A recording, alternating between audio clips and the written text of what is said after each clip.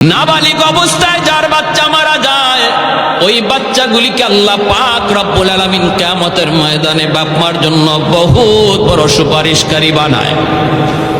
বাচ্চাগুলি আল্লাহর কাছে ডাক দেয়া কয়, মালিক, ও মালিক, তুমি আমারে দুনিয়াতে পাঠাইছো, পাঠানোর সময় আমার মা কত কষ্ট করছেন, জান বের হয়ে যায় অবস্থা।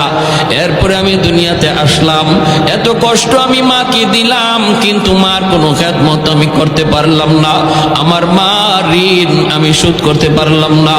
আল্লাহ, আজ যদি তুমি আমাকে জান্নাতে দিতে চাও, আমার মা বাবা সারা জান্নাতে যাইবো না, হয় আমার বাপ মার সাথে জাহান্নামে দিয়ে দাও, হয় আমাকে আমার বাপ মার সাথে জাহান্নামে দিয়ে দাও।